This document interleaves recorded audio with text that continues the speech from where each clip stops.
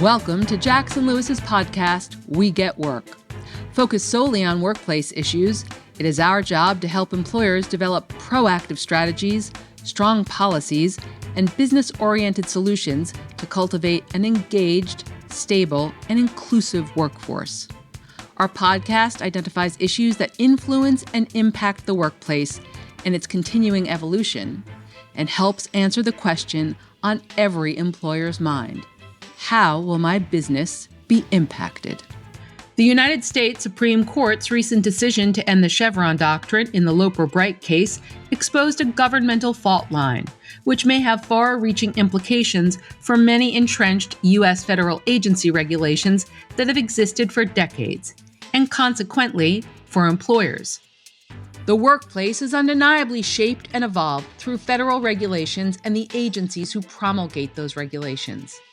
With the Supreme Court's recent decision to overturn the Chevron doctrine, the court's ruling in the Jarkesy decision, and the anticipated return of the Trump administration in January 2025, businesses face an extraordinarily dynamic regulatory landscape with an ongoing impact on employers.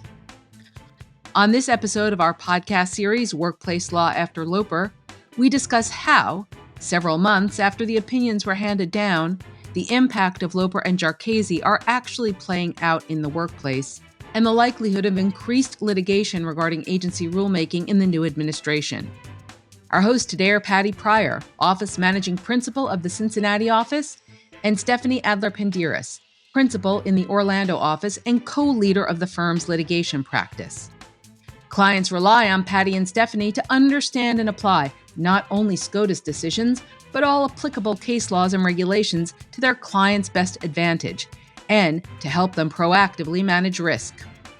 Patty and Stephanie, the question on everyone's mind today is, what can employers expect from the agencies that create and enforce employment regulations going forward, now that Donald J. Trump is returning to the White House, and how does that impact my business?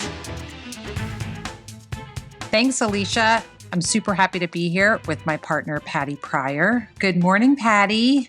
Good morning. It's good to see you. You too, as always. So we are nearly 6 months out from the Supreme Court's Loper decision. And of course, the big question everyone is asking is, has this Loper decision begun to have the transformative impact on the workplace that everyone expected?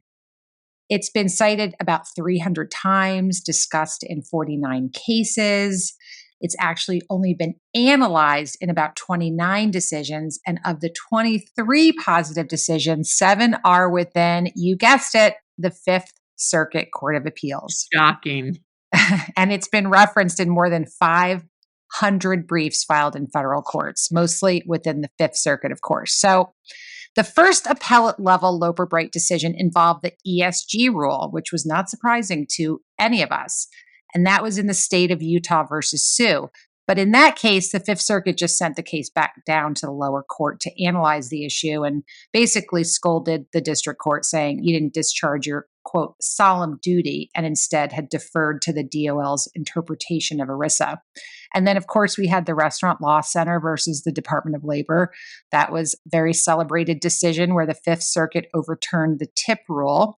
On the other side, we had Mayfield versus the Department of Labor. That was a substantive Loper decision where the Fifth Circuit actually upheld the DOL's right to adopt a minimum salary rule at all. Of course, later we just got the decision this past week in which the higher salary basis was invalidated. But interesting that the Fifth Circuit did say that the Department of Labor had the right to do it. And then finally, we had a case, Alabama versus U.S. Secretary of Education, where Loper was kind of referenced in passing. And in that case, the 11th Circuit enjoined, pending appeal, a Department of Education Title IX rule that expanded the definition of discrimination on the basis of sex to include discrimination based on gender identity and materially altering that and expanding that. So, it's interesting. Justice Kavanaugh recently said in an interview, basically told people don't overread Loper Bright. And it seems like that caution has seemed to have been borne out. I think that maybe we haven't seen the seismic change that we thought we would have. What are you seeing as far as maybe the impact on the Biden administration policies? What are you following there? Yeah, well, I mean, certainly we haven't seen any impact or slowdown from the Biden administration itself in terms of their own creation or attempted enforcement of their rules. But just about every workplace regulation or guidance that they've issued is facing ongoing legal challenge. Certainly before even Loper Bright came out. But interestingly, some of those, even the hot button regulatory challenges this year, for example, the EEOC's harassment guidance, the FTC rule, they don't even implicate Loper Bright. So like the FTC case that the judge mentioned Loper in maybe four times, but the references were just in passing. What we're seeing a little more interest is the DOL minimum salary rule. It's kind of an interesting, case to look at from the Loper Bright perspective. In Loper Bright, Justice Kavanaugh said that courts should continue to defer to an agency when the statute provides an express delegation of authority to the agency. And that principle applies here, right? The FLSA gave the DOL express authority to define and delimit the white collar exemptions. But in recent oral argument on the minimum salary rule last week, the district court grilled the DOL at length, using arbitrary and capricious inquiry about the methodology that DOL used in setting the salary level and how it deviated from past approaches. And that was even though the Fifth Circuit had upheld the DOL's authority to use a minimum salary rule applying Loper Bright. So lots to still see on that in terms of it. Certainly, I think what Loper Bright opened up was allowing courts to dive in a little more, right? And so, we're also seeing that kind of express delegation of authority issue arising in the challenge to the OSHA walkaround rule, which is also pending in, of course, Texas District Court. OSHA says Congress expressly delegated authority to OSHA to interpret the statute and that the rule is a valid exercise of that authority. Yeah, that kind of reminds me of an 11th Circuit case that I recall seeing in August. In that case, it also involved the FLSA regs, and there they were looking at kind of what the DOL's interpretation of regular rate under the FLSA and the Davis-Bacon Act, citing the regulations and the DOL Field Operation Handbook. And remember, there's been lots of challenges about kind of whether that DOL Field Operation Handbook has any weight whatsoever. And it mentioned Loper Bright in that decision. But what's interesting is it said that it found the DOL's interpretation persuasive because its position on the meaning of regular rate had been consistent for more than 80 years. That's quite different than that tip rule, that 80-20 tip rule that's been flip-flopping back and forth by administration. So it kind of illustrates one, I think, important takeaway for employers, which is, going forward, the Supreme Court has really signaled that when you're talking about long, entrenched, consistently applied agency interpretations, you may not make much headway under Loper Bright. So I don't know. Do you think some challenges to the more recent regulations will be vulnerable maybe under Loper Bright attacks?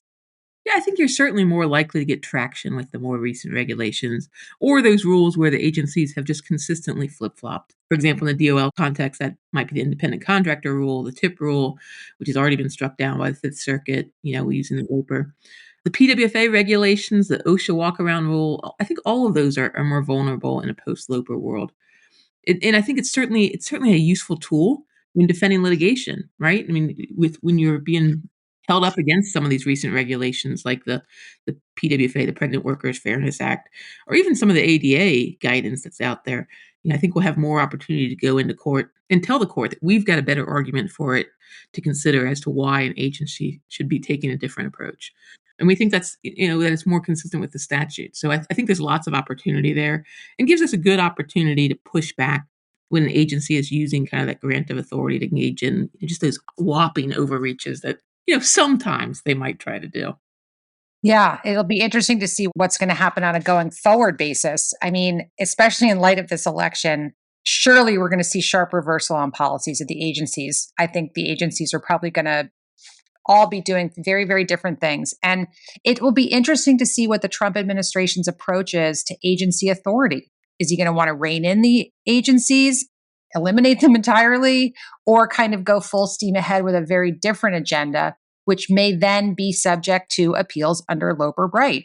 It's interesting. I don't know that people realize this, but Chevron, which is a decision way back in 1984, was really an anti-regulation decision or a deregulatory decision. It was a case involving the EPA. And back during the Reagan administration, they sought to revise the rules to allow for pollution emitting plants to modify or install new equipment. And the Supreme Court upheld the deregulatory action, saying that the court should defer to the EPA's interpretation of the statute. So it's kind of interesting to see if it gets turned on its head, where if the Trump administration agencies are actually deregulating things, whether there's going to be an argument that Loper Bright can really rein that in. For example, things like OSHA. So I don't know. I mean, I feel like everything's happening really quickly and yet really slowly. So, do you think that we're going to see this play out really quickly with lots of agency challenges, or is this going to take years to kind of figure out the impact? I think it's going to take a while to see how Loper Bright plays out long term. I mean, we do know there's a good deal of uncertainty in the near future as the lower courts start to interpret the regulations de novo, maybe, and certainly possibly in different ways. Right? We've already seen there's very different opinions across the circuits on these issues. So there's going to be upheaval as we see varying judicial interpretations, which unfortunately causes disruption for multi-state employers. Early on. We're also likely to see a lot of regulatory activity in some of the states. Some of the states, and we've seen that before, when they don't see something happening on a federal level, are creating their own laws, which creates this sometimes unmanageable patchwork of laws across the United States for, again, those multi-state employers. But maybe the bigger takeaway is Loper Bright is just one of several factors creating what could be significant shifts in how agencies can regulate the workplace. Ultimately, we'll probably look back at Loper Bright maybe as a piece, as a piece in a larger course of correction by the Supreme Court, where they rein in the power of federal agencies. But there's lots of factors contributing to that trend. It probably got the most attention just because it did kind of change that 40-year-old precedent. But in addition to eliminating judicial deference, we've got the major questions issue, the non-delegation doctrines, and just as impactful, I think maybe even more so, is Jarkesy. That one is shaping to be a big deal. So what do you think you're going to see from that decision? Oh my God, I absolutely agree with you, Patty. Jarkesy was kind of the dark horse of the SCOTUS decisions that came out. And I think it's consistent with Loper Bright, but I think it's going to have a really big impact. So just to kind of level set for those who may not have followed, that's the SEC versus Jarkesy decision. And this was a case when the SEC was seeking civil penalties from defendants for securities fraud. Basically, they had administrative judges that were able to issue these administrative civil penalties. And the Supreme Court held in a 6-3 decision that the Seventh Amendment required that these types of actions, that the defendants were entitled to a jury trial. And this was a huge seismic change. I mean, this is a decision that essentially ended the SEC's very long running use of in-house tribunals led by administrative law judges. And guess what? When the SEC is bringing a claim against a defendant and the SEC judge is the one making the decision, so the judiciary and the prosecutor are from the same agency, that seemed to be a problem to the Supreme Court. So it's very, very interesting to see the momentum among employers to use this Seventh Amendment argument across other agencies like the Department of Justice or the NLRB, because these are also agencies that have administrative law judges that have quite a bit of power to issue sanctions or other monetary types of damages. And I think that is a huge, huge shift. What do you think about how Jarkesy might be used and applied to the NLRB? Yeah, I mean, I've seen, arguments kind of both ways on whether it should or shouldn't be applied there. But, what I'm seeing, several employers have sought preliminary injunctions against the NLRB to halt underlying proceedings, arguing just like the other, that the NLRB is violating their Seventh Amendment rights by seeking legal damages without a jury trial. Now that the NLRB has expanded its remedies to include compensatory damages and other things, and so far, not surprisingly, their successes have been limited to Fifth Circuit jurisdictions. But, I think more to come on that. And I think Jarkesy as a whole has the potential to reshape the landscape of the administrative enforcement actions, requiring more cases to be heard in federal courts, perhaps. Certainly there are currently challenges to the DOL's immigration enforcement and to OFCCP's authority to bring administrative enforcement proceedings. and to DOL adjudications of Sarbanes-Oxley whistleblower claims. So, a lot going on there. But, this past summer, there was kind of a triumvirate of SCOTUS decisions. One we don't hear as much about is Corner Post. Have we seen any impact from that decision? Yeah, that was definitely a sleeper opinion that kind of came out at the very end of the term, and people were so excited or upset, depending on which place you are on, Loper and Jarkesy. But Corner Post was a case involving a statute of limitations issue. The case below involved where Congress had tasked the Federal Reserve Board with ensuring that certain fees were reasonable and proportional to the cost incurred by the insurer with respect to the transaction. It was a credit card type issue. And the board issued some regulations which set a maximum interchange fee. And in 2021, Corner Post joined a suit against the board under the Administrative Procedures Act, or the APA, challenging this regulation. And the district court said, you're time barred under the 6-year statute of limitations applicable to suits against the United States because the regulation had been issued more than 6 years earlier. And the Eighth Circuit said that the district court was right. Well, the Supreme Court said they were wrong. They reversed the decision of the Eighth Circuit and held that the APA claim did not accrue for purposes of the 6-year statute of limitations until the plaintiff is injured by final agency action. Which makes sense, right? I mean, how can you challenge something that had never impacted you in the first place? So the court clearly disagreed with the board's argument that the APA claim accrued when the agency action was final. And that seemed like that made sense. But now the question is, how is that going to impact employers and what's going to happen? So there's an interesting case now in South Carolina where Corner Post is at issue. And that one is challenging an OSHA 2016 Inflation Adjustment Act measure that would require states with their own OSHA plans to increase civil penalties to at least the federal level. The DOL says that it's consistent with its requirement in place since 1971. The state of Carolina didn't sue until 2022, and the Department of Labor says the state's action is untimely. That case was actually stayed pending Corner Post. In October, the South Carolina filed a renewed motion for declaratory relief, arguing that their claim is not time barred under Corner Post. So Corner Post is basically, we're going to see organizations challenging regulations where there is final agency action that impacts them. What else are you seeing? Well, I think one of the things we're seeing is kind of the dicta from Corner Post being cited in support of the principle that vacatur is the proper remedy for arbitrary and capricious agency actions. We saw that from the district court in Texas. They cited Corner Post last week when it vacated the DOL's minimum salary rule and granted nationwide relief. Of course, like many of these issues, there's still going to be, there's so many appeals still to be had. We're literally at the tip of the iceberg. So much more to uncover in terms of where any of these are taking us in the future and where the future of administrative agencies are under the new administration. I just think there's so much more to uncover here as we go forward. I think with Loper, Bright, Jarkesy, and Corner Post, lawyers and judges are going to be very, very busy. There's quite a bit of work. We've got a new administration coming in and all of these really key decisions that are going to be able to challenge these agency actions. I think it's going to be fascinating. So more to come, everyone. And we appreciate you listening, and we will bring you more information as we learn it, and have a fabulous day. Thank you for joining us on We Get Work. Please tune in to our next program, where we will continue to tell you not only what's legal, but what is effective. We Get Work is available to stream and subscribe on Apple Podcasts, Libsyn, SoundCloud, Spotify, and YouTube. For more information on today's topic, our presenters, and other Jackson Lewis resources, visit jacksonlewis.com.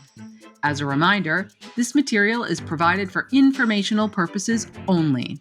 It is not intended to constitute legal advice, nor does it create a client-lawyer relationship between Jackson Lewis and any recipient.